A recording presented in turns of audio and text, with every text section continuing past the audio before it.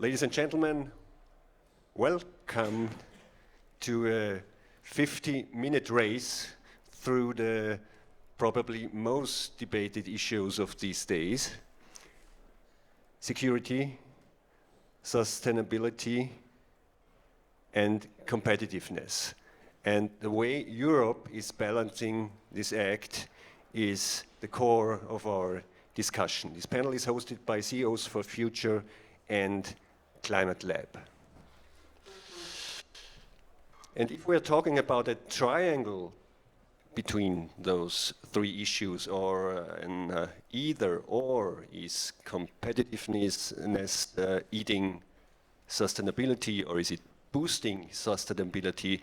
This will be one of the cores, or hopeful cores, of the discussion and where we will heading to. So my name is Bernhard Ecker. I'm editor-in-chief of Trend magazine, a leading Austrian business magazine. You see a lot of issues out there on the tables. We write a lot about big and smaller companies in transformation, in ecological transformation, digital transformation. So I hope you find a lot of interesting stories inside there. And I've got so many interesting people here in the panel and so little time. So let me start with a first introduction of the panelists, combined with one first question. And for very sentimental reasons, I start with Mr. Skilich on the right side. Why sentimental reasons? I didn't tell him that. As a student, I was working on the assembly line on the Pulp assembly line of the Lenzing AG, the company he's working for. So I have some not only emotional but historical connection to Lenzing AG. I'm very curious what you will talk to us and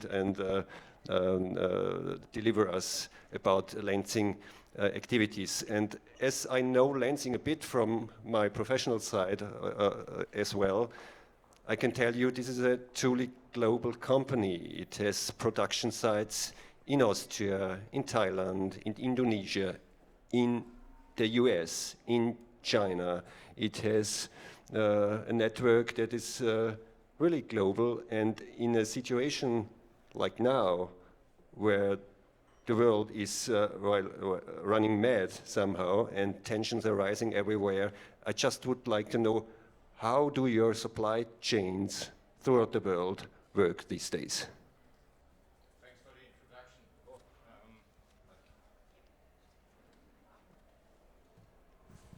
Working? Yeah, better. Thanks for the kind introduction. Lenzing is truly a global company. We are servicing the textile business and the non-woven business. And especially on the textile supply chains, it was over the last couple of weeks since Liberation Day, really a mess. You need to imagine we are supplying staple fibers made out of wood to Asian converters that are producing out of that staple fibers then a yarn. Out of the yarn in a different country, a garment is produced. Those garment is shipped then to a textile company, and that is finally producing then the textile, and that is then being shipped 90% back either to Europe or to the US.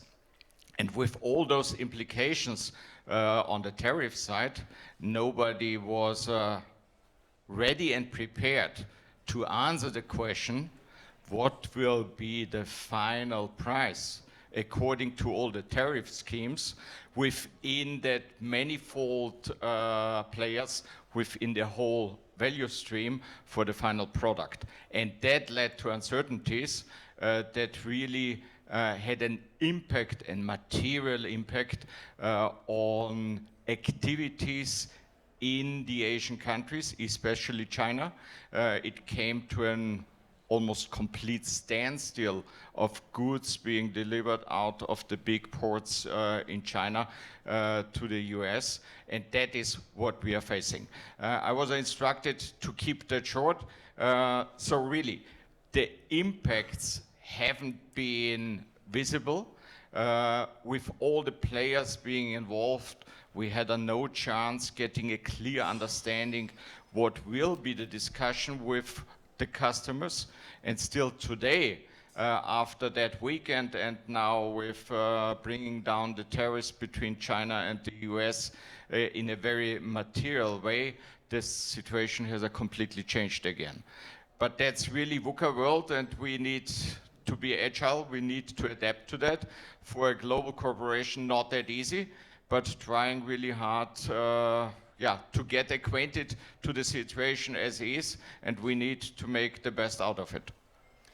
Thank you, Mr. Skilich. So we see a lot of volatility and also insecurity.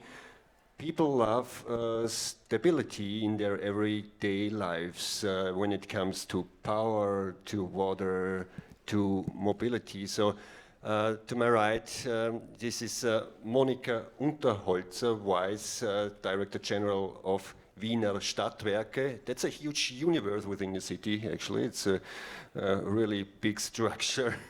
Wiener Stadtwerke are, of course, related, also dependent on political decisions. Politicians have an ear to voters and citizens, and in the last years there was a lot of skepticism about the sustainability path politicians have chosen. I say this in general, but we could differentiate, of course. Did you see any effects to what you do in your everyday decision lives coming out from political wishes, from political climate? First of all, thanks for the invitation, introduction, and I'm very happy to be here. I've been asked these questions rather a few times in recent days because we have a new government and we're going to have a new government in the city of Vienna. But as Wiener Stadtwerke are working, there is one slogan we always say: what we don't plan today is not built by 2030. So political decisions are taken during legislative periods and are taken for framework conditions that are going to take place in 2030, 2035. We're now looking at metro construction and how long this takes. You are also testimonial to it. So political decisions are very important to us, but our political decisions are taken on a long-term basis. And that's what's one of the biggest assets of the city of Vienna, that these political decisions are so long-term driven. But what's another aspect which is very important is that Vienna, the city of Vienna has taken a strategy to 2040, which means we want to be climate neutral by 2040, which is a very ambitious goal, and I'm sure we're going to talk about that later on too. But our role is to decarbonize transport. Our role is to decarbonize public transport, and our role is to decarbonize energy supply. And this is not something that goes from one day to the other, or is dependent from a decision taken from one day to the other. So the long-term strategy of the city of Vienna is still the same, and it has not only a climate and CO2 impact, but it's also that we would want to get away from the dependence of gas. So it's also a strategic decision, and this has been taken in the last few years. Thank you very much. So the long-term strategy is the same, or keeps the same. We just heard, now we are talking about a private company, about BILLA, one of the biggest retail brands in Austria. Robert Nagele, he's member of the board and he's responsible for sustainability in his job. So very well known for biodiversity initiatives like Blühendes Österreich, if I may recall that. Did you see from your shareholders, from people wanting to head your company in a certain direction, get any signals yet that biodiversity, as also the EU risks of falling short its goals in this area, is not so welcome anymore, or is not top priority? Or do you stay on course, and does your strategy keep the same as Ms. Unterholzner just said? Well, of course, we stay on course.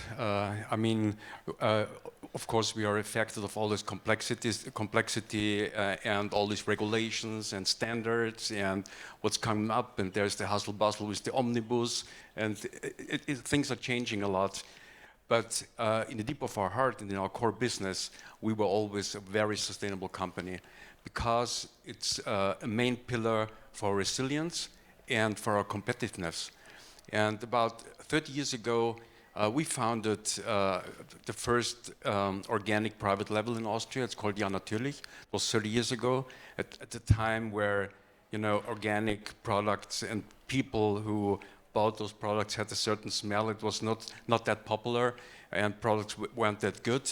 And today, it wouldn't be able for any supermarket to have enough customers without organic products.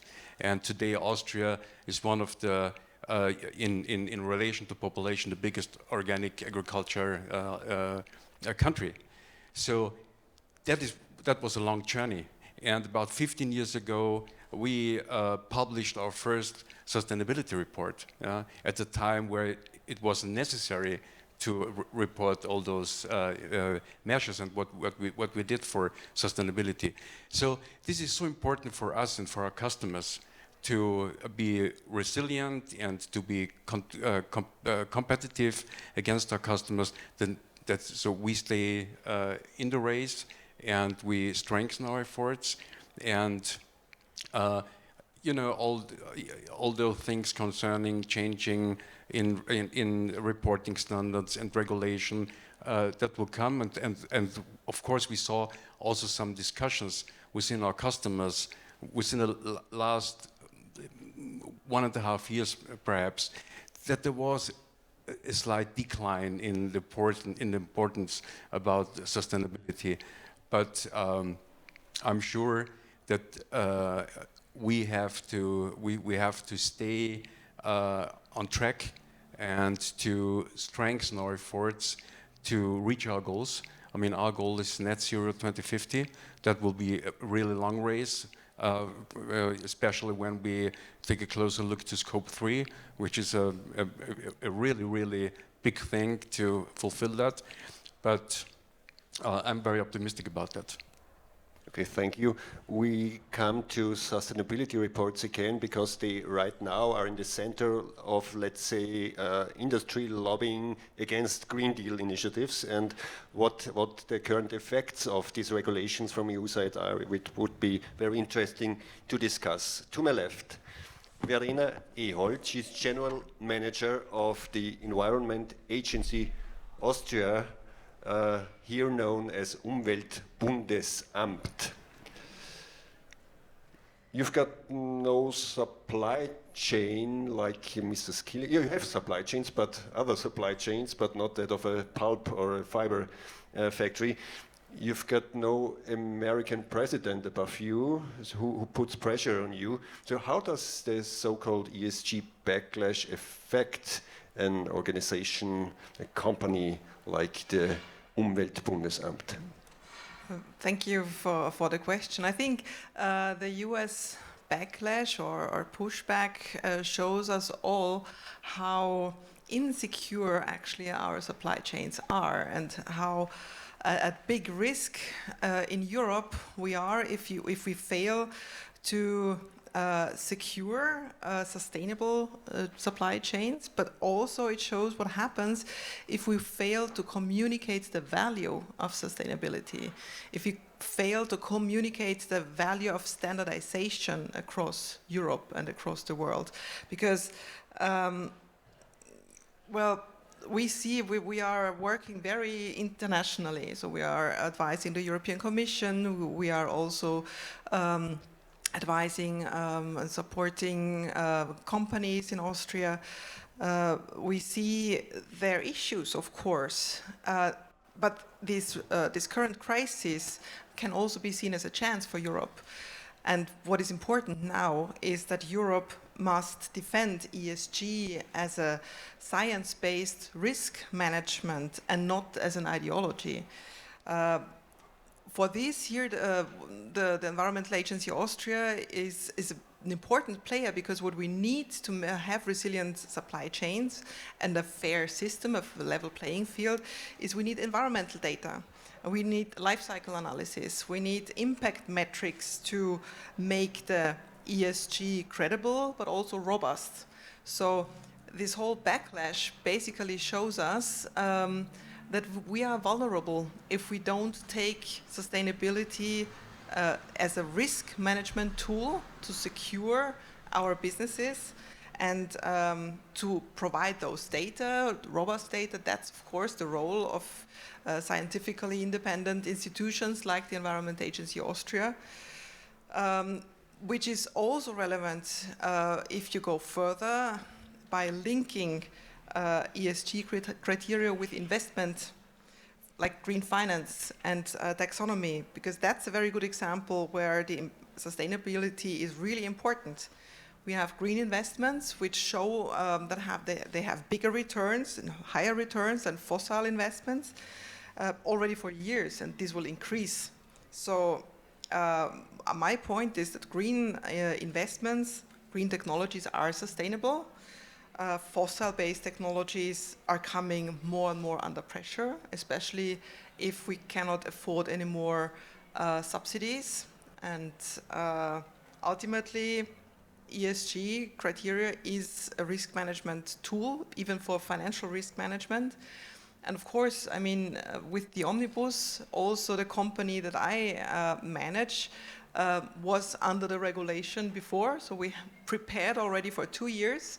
I have now sunken costs. We invested in tools, we invested in people to do the reporting, and now we are in a state where we don't know what data we will have to report. So this is costly. This is money that has been invested in this. That's now in vain. But of course, we do for 20 years EMAS reporting. We are certified. We will have a very good sustainability report, even without the criteria, because that makes us stronger and more resilient. Thank you. The fifth on the panel, it's Mark Joainig. Do I pronounce it correctly? Yeah, Joainig, Director, Corporate Affairs and Sustainability, Coca-Cola HBC. The HBC stands for Hellenic Bottling Company, which is a decade-long bottling partner of Coca-Cola company. But of course, maybe there's no brand more American than Coca-Cola. So I hear, if I talk to subsidiaries of American companies here in Austria, a lot of we have to revert, to reformulate our DEI policies, but also some ESG topics. Do you sense any pressure about these areas? Do you develop or redesign your activities in these areas due to the political developments of the past month? Thank you. Thank you for having me. Well, Coca-Cola company, and as you said, maybe the question should be edgy and the answer can't be, because of the fact that, of course, the brand is an American one, but Coca-Cola HBC is here active in 30 countries. In Austria, we're producing Coca-Cola for Austria since 1929. So actually, the brand here is produced since decades, close to 100 years now. Of course, it is. There is a sustainability strategy that the Coca-Cola company itself is having, and they are forcing to go through, but they are also, on the other hand, working closely together with all the bottling partners over the world, and they do understand that their business is core to the business that they are having in the different kind of areas. For example, here in Europe. That means that Coca-Cola HBC is on the sustainability Dow Jones Index always in the 1 or two first places of the index worldwide in regards to the sustainable beverage companies overall. This is a responsibility that we as a company are very aware of, and for us here in Austria it is important to work together with all the partners to have a clear strategy in regards to sustainability, which is also paying into the goals here in Austria, as we had now launched the DRS, the deposit return scheme, for example, for beverage containers together with retail and the organization of the ministry. So that means, yeah, there is pressure in regards to the company, but there's really a lot of trust in the bottling partners to know what the sustainability strategies, what they are going through and lead through. You didn't use the word backlash, so there is no backlash, I hear. Of course, we see that there is some awareness in regards to that topic, but I can say that we as Coca-Cola HBC, we don't feel that there is any kind of a step back on the strategy overall, because the responsibility of the brand is going worldwide, not just on the American side. And as said, as we are an organization that working for its own, we have our goals, and I think one point that was really important is that we have a strategy in place. We have started that goal and that road towards it. It's not something where you can go onto and stop it from one day to the other. Okay, then let's talk about Europe as a whole, and not only about organizations or companies. We had this big optimism after 2019 when all was about climate and the Green Deal and von der Leyen first term and all this. Well, we are in a different situation now. Last year we had the discussion, will Europe stay competitive in the global context, and maybe our sustainability politics was too ambitious. This year we also have the security, the defense, these issues related to geopolitical questions that play in. Question to everybody now: how can Europe preserve, sustain, develop its leadership role in these areas? And it has clear leadership roles, it has the most ambitious targets, it has clear strategies. How can it preserve in the new surrounding from geopolitics to business mood? So, Mr. Skilich, maybe you have an answer to that truly complicated question for me. You are trying to kick it off. And leaving the company perspective behind now and talking more on also representing the industrial association here in Austria. For sure, we had a lot of positive motions out of the announcement of the Green Deal. But what happened especially then within the first COVID year 2020 and 2021 as well was that out of all the initiatives planned, what was left was reporting, and no incentive schemes to develop Europe and its industry. And I think only within the very last year of the last reign of the old von der Leyen Commission, it was found again how important the industrial development is for Europe.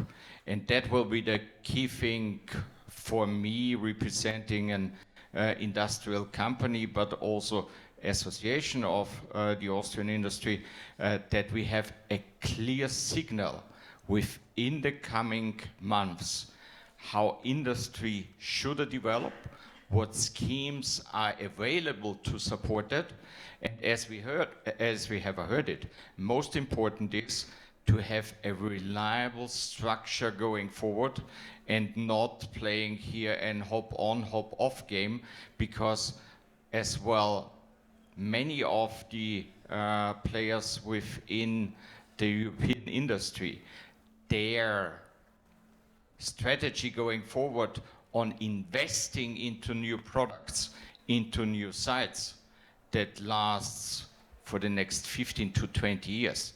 And there you have to have a certain reliable scheme where you can operate in. And if that is not feasible, if that is not the way that people are really on a safe side where to invest, under what circumstances, the investment decision will go out of Europe. And that is what we have seen over the last couple of months, with a special trigger point now due to the fact of BEVs and China role in the production of BEVs, and especially the German automotive industry linking behind. That is something where we really need to get a better understanding and clearness. What can we expect over the next couple of years? Well, the new commission, headed by Ursula von der Leyen again, promised not to hop on, hop off anymore. Do you already see some signals that it's going into the right directions, or just words? You know, signals are some good and nice words. Living in Europe and getting used to its bureaucracy, yeah, everything is worthless if you do not get it into national laws. And that is the thing that we are missing. And we are interacting on an almost weekly basis with the Commission to really get the things rolling and to get all the signals into reliable guidelines and national law schemes within the member countries. Mr. Nagele, I saw you nod now very often, so 100% agree. Well, I really agree with the topics that we need clear guidelines and certainty. We have too much bureaucracy and administration. We have to tackle that down. But I think to stay on the path in Europe and take advantage of all those sustainability activities, I think that there are some main facts. One is the energy thing. I think Monika will talk about this. But I know that the industry needs cheap energy, and this is a problem we have in Europe. America has a lot of natural gas and oil, and energy in Europe is expensive, but our path is the energy transformation, and we have to invest in renewable energy, and the main thing is in the networks, in energy networks. That's very important for us, and we are also an energy intense company, about 500 gigawatt a year. So that's a lot of money and a lot of energy, and about 15 years ago we agreed just to use green energy, and we also invest in photovoltaic and windcraft and PPAs and so on. So, but this is, I think that's very crucial for Europe to get this energy transformation done. Second thing is, and this is also very important for us and for our business and for the people in Europe, that we need to do all measures to preserve our nature concerning biodiversity and to tackle the climate crisis, because that's the thing we can do in Europe, and from that we will benefit here, because of all those you know, hail, heat waves, flooding, and all the things we have, and a large percentage of harvest every single year is destroyed. That has an effect on our customers and our business, and that is a thing we can change in Europe, and we have to stay on this path. And the third thing is, because I think that's an industry where Europe can be a front runner, and also Austria can be a front runner. Front runner is the circular economy. We have to invest in this economy. A circular economy is, for example, in the United States or in Asia, it's not a big deal.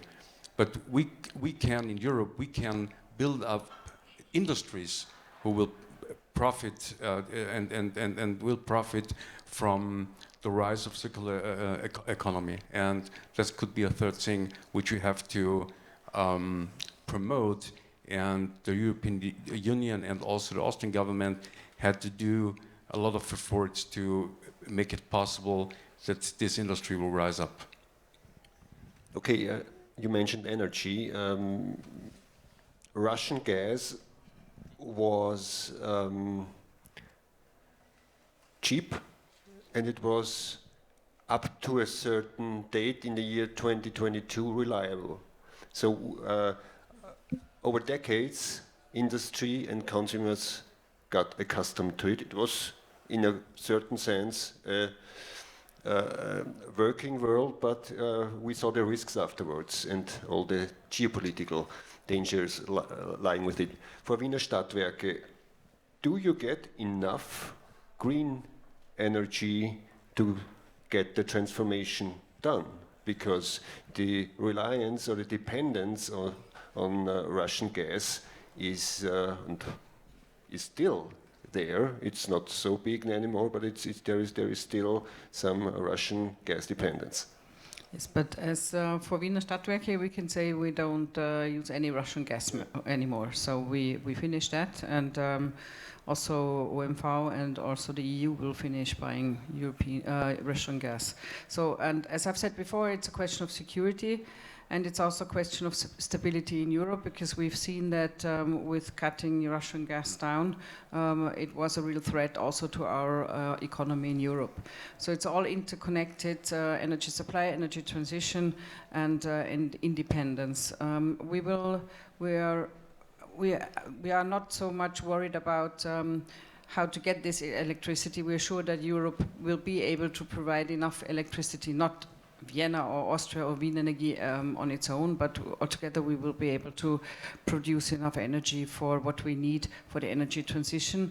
The path at which solar energy, windmill technology and all these things, H2 networks being constructed go on, is very fast, but it's a question of cost, and that's an investment we are doing at the moment, and we see that we have to go very far in the future and make our investment plans, and lack of money is one of the biggest challenges we have now in the system. And if we hear what Austrian Energy Networks is communicating, it's all the same. We need good networks. We need a lot of stabilization in networks, because that's also the big challenge we are facing, that we need stable networks. And with all this alternative energy coming at different paces, different times of the day, reliable or not reliable, we have to make a completely new system of energy management, energy storage, and energy provision. But we're working on it. So the answer is yes, we have enough. Okay, I was putting this question deliberately because I recently hear in some industry circles that there is kind of dream of getting Russian gas again as soon as there is peace or whatever. This will be a discussion that surely will come, but you have a clear answer to that. Yeah. I mean, we're not. We are providing some gas to industry in Vienna and energy, but industry is not. Is a very important. It's the most important economic factor in Vienna, but not our sorrows are keeping people warm and keeping electricity supply for the city of Vienna. That's the main task. And we have a lot of policies, and you've heard it already, concerning geothermal use, big heating pumps, and how to get distance heating in all the districts of Vienna. So there's a strategy being drawn up. What I also want to say for industry, we have some chances also, and maybe someone else can add to that. Europe is a leading continent as far as heating pumps is concerned, and we have an industrial leadership in that field. And I think we can pull something out of that. And the one last thing I want to say about Europe is that the problem we see there is that that in Brussels there are many very intelligent people who make rules for how we apply their rules, and that they haven't any many of them don't have any experience in direct life in industry or in companies, and therefore they draw things up how you do it as a in a theoretical basis. So they don't know how it works on the ground, and that sometimes creates these systems which come out in regulations. And the second thing, and what's the criticism we issue on various levels, is that they don't interact in between themselves. So they ask for data in different schemes on different kinds of reports. So they should also harmonize how they ask questions, how they ask for data, and how they compile data from companies and organizations all over Europe. This is, I think, a criticism we can directly issue, because that's efficiency that comes out of Europe itself. And I think this is something, the message we always bring to Brussels: make your systems also interactive. AI Act, ESG, RKA direction, and so on. Okay, which leads me to the question, Green Deal bashing has become quite popular in the last 2 years. Is the step towards the clean industrial deal and all these omnibus, how do you call it, hustle bustle? Omnibus hustle bustle, is this a step into the direction where citizens would accept more what's required while preserving all the good things that have been already done? Well, killing the messenger is always easy, and it's one of the favorite sports, especially of national governments who are basically part of the European Union, who are together deciding and taking decisions, and who also require the European Commission or the European Union not to make too detailed rules, because then the implementing acts should be under national sovereignty, and then we have a lot of translation, and I think a lot is lost in translation. I think, well, I'm super convinced that the ESG, the EU Green Deal, must remain our long-term compass. There is no other way. And it must remain our long-term compass even under geopolitical pressure. Because what we fail to see is basically the Green Deal is not the problem. It's not the European Commission who is imposing more and more regulation and rules. It's the answer of an ever faster changing global environment. And Christian, because you mentioned VUCA world, well, I'm afraid we are leaving VUCA world now, entering into the Barney world, which is even worse.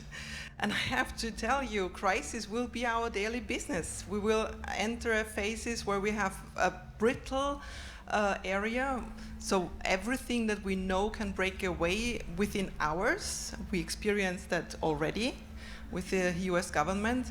Anxiety, we have an anxious environment. And for sure, also industry is anxious, of course. Why? Because everything is insecure. We have non-linear developments. The decisions we take now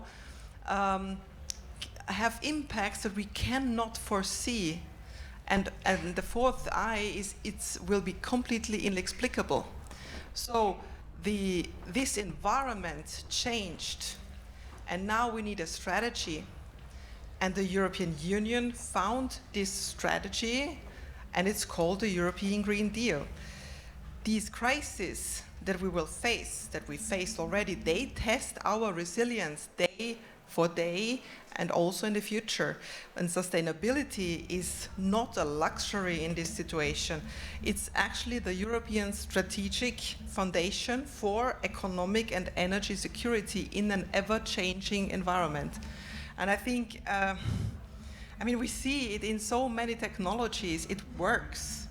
You need, of course, always for innovative products, for new technologies, you need to help them to enter marketing capacities. So, of course, first, new technologies are very expensive. But if you take away all the subsidies that are existing currently for fossil fuels, for fossil fuel production, and if you combine all this money for subsidizing CO2 neutral technologies, then very, very quickly you will have an enter where it's a business model and it will work. I could go on forever, but you have to stop me if I should have short as far as I understand you, the backlash needs a backlash. So there's not so much need to go this direction back and forth, but just stay on course and not let yourself irritate from what business says or all this stuff. For all the fans of Mandalorian, Star Wars, I would say this is the way. This is the way. Also for Coca-Cola, is this the way? Well, I think what everyone should calm down is the fact that we as an industry all over, we are on the way. So we're moving. I think this is good. I think one thing that is a little bit difficult is at the moment, if we come to regulation, things like that is like, not pretty sure where to meet, but let's say 12 o'clock sharp. Because as you said, we are on a journey. It's going sometimes back and forth. There are coming regulations where we don't know what they are meaning in detail, especially, for example, for us is packaging waste regulation. It's coming around the corner. Some things are effective in 27, some in 28, some in 29. Some say, well, there will be a postponement because not all details are clear. So this is something where it's really going on our packaging strategy. And on the other hand, we are quite clear as companies to say we want to be net zero by 2030, 30, 40, 50. Everyone has a goal. But to be honest, if we don't see clearness in things and regulations, what we have to achieve, it's really difficult to invest in the strategies and to say what I want to be on time, because in the end, all companies are forced to revisit their targets and timings, and there could be disappointment. So it is important, if companies are committing quite close to their goals and their timings, I think it's important to have all the things in place that are important to be there, and that's what I meant in the beginning. We are not pretty sure where we want to meet, because the way is not completely clear, but let's say we want to meet together at 12 o'clock sharp. That's the only thing. Looking at the near future, what's next? To get this clearness you require, what has to be done on the political side, on the framework side, so you can develop the way your company wants to develop, but also the world should develop? So precisely for us, it would be important to have packaging waste regulation really clear in regards what are the requirements for secondary packaging, for example. In regards to Omnibus, I think it is important to have quite fast clearness, and I think maybe I'm a little bit too naive to say it that way. I think you can always revisit things and to improve it in some way, but I think it's difficult to invent something and take it back to revisit then. So I think this is something that is important to have Omnibus quite fast on track to understand what we should report. And I think if we're going with that, it's for us as an industry, at least a lot of things are done in the first step, because I don't want to make, although we are well known for the Santa Claus, I don't make any Christmas wishes now. Okay, same question to you. What's next? Well, we have to adapt to the landscape. We have to close the implementation gap. We have to align innovation, policy, and finance. Because if we manage to align those three things, it's a big strength and power that we can bring on the road. But we need to realize that Europe has to reward the circular leaders. We have to turn the ambition into also some measurable progress. We cannot continue to reward those who are failing to innovate. We cannot continue to reward people who are or companies who are not future-proof. It is vain and lost money. It's a lost generation if we don't change, and if you don't change our business. And of course, it can be extremely tiring to report, but I think if we don't manage to have a level playing field, we will again reward those people who are not reporting correctly, who are actually trying to find some shortcuts, and then that's the wrong direction. So, for example, circular economy, of course, it only can work if the products are designed for reuse. Currently, we are focusing only on recycling. But we have to close the implementation gap, we have to close the circle, and we have to take those final steps and decisions, because at the end the whole system works. But if we now stop, like you say, and take back, and well, we have to rethink, this uncertainty, it's costly, it costs a lot, and that's something we cannot afford anymore, because actually for innovative companies, for future-proof technologies, it would need more investments, and the money is actually available if we manage to shift it. So also in the public space, but also in the private space.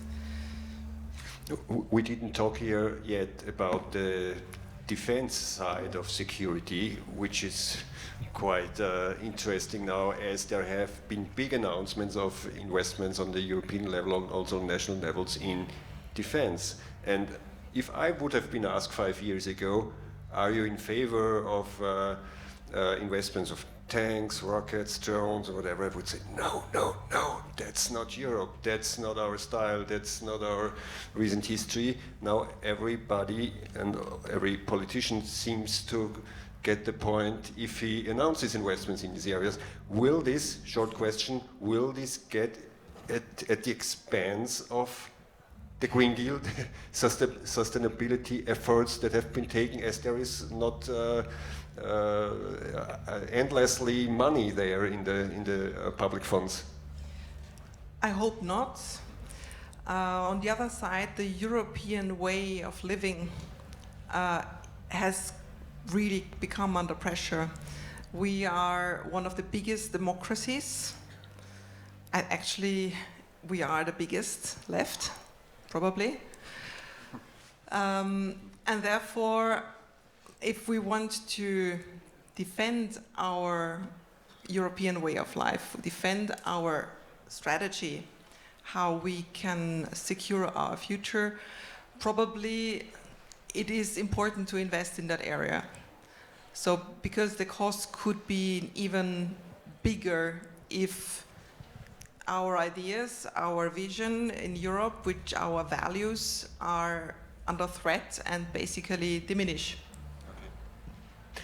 Mrs. Unterholzner, what's next? The same question to you as before. We see upcoming budgets which are limited, and a shift in the purposes in budget. As you said before, also defense is going to take a part of our money. We are critical infrastructure, so we're going to spend a lot also on our own security and the safety of our systems. If we want to make a wish, we want to have more security in legislation as far as emission control and out of gas, or not using gas anymore in the future. We would like to have some legislation there, because it makes things easier then. What's next also is that we will use ESG, and to put that right, we don't go away from this way, that we will use ESG as a tool to reduce CO2 emissions and as a tool to measure CO2 emissions, because that's what it's about. It's about to make a starting point and then go down every year. And that we need in our own system, we need it in our own target control, and that's why we're going to implement ESG also in our policies, and we continue that way, because and it must also be next to decarbonize transport and to decarbonize public transport. We're on the way, and to decarbonize logistics, and that's the next steps. Okay, Mr. Nagele, how can blühendes Österreich survive when weapon factories are built nearby, so to say? So it's very, very plastic picture now. What's next to ensure that your activities will have a good future for the company and for the people? Well, first of all, as a company, we stay on our path and we will invest further on in Blühendes Österreich because biodiversity is a very, very, very important topic for us. Then we will enlarge our community and fund this charitable foundation. And a good thing is that there is the connection between circular economy and our biodiversity activities. We have invented in January in Austria the positive return system, and since last week all customers are able to donate their deposit to Blühendes Österreich, and so we'll enlarge the founding, and we can support more and more projects in Austria. So that's for the good news, and we will do that further on. But when I look at my wish list, to the government, I think what we need that the government and policymakers will create more clarity and stability and simplify all those processes. That will be very, very important. And the responsibility of all the businesses will be to stay on path, to invest further in sustainability and take the responsibility. And then I will think we will see a brighter future in Europe. Okay, clarification and simplification. Is this the right path also to get next steps by Lenzing done? Yeah, allow me to present here two sides. Number one, starting with industry and an industry view. Exactly what Robert mentioned, here key will be to transform the European energy setup. That is vital for all of us, and there we need to have clear guidelines, clear guidance, what to do and what comes next. From a corporate view, key for Lenzing will be that we have a clear definition of Europe, and that matching as well that circularity approach that we have for textile, a clear view what to do with used textiles. We have had beginning of 2021 already from Brussels signals that by 2026 every used textile needs to be recycled. Still today we have no technology available to completely recycle textiles, so that circularity approach there, if not getting the right guidelines what to do, it will fail. And the whole textile chain stands for 12% of the global CO2 emissions. So we are keen on doing something. I think the whole industry is keen on doing something, but that leaves us in a very broad field what to do. And that goes as well into the engineering of textiles, because with an elastane content of above 2 to 3%, every single textile is not anymore recyclable. And that are the topics we need to face. There we need Brussels to develop here clear schemes, but I'm very proud, and also do not want to end here with the Austrian traditional way of mourning around. We have the right people available. There is the money available to do those investments, to invent new products, to be very innovative, but we also need the framework to do so. Okay, thank you. We've got strict regulations when it comes to time here, and I'm going to comply.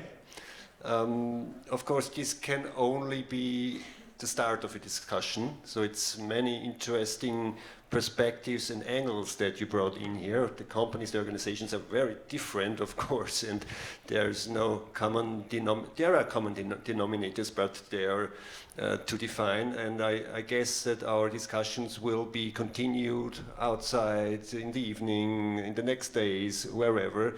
So hopefully this can be a contribution to a larger debate about that. It's going on, it's continuously going, and I think there were some very valuable inputs, at least for me, so I'm heading home now and writing about these discussions in our magazine. Thank you, ladies and gentlemen, for coming. I've got no space for questions. I know, and I saw some faces that you would like to put them, but I'm sure we will find some minutes, some time to continue the discussions, and hopefully the next discussion will be as fruitful as ours has been. Thank you.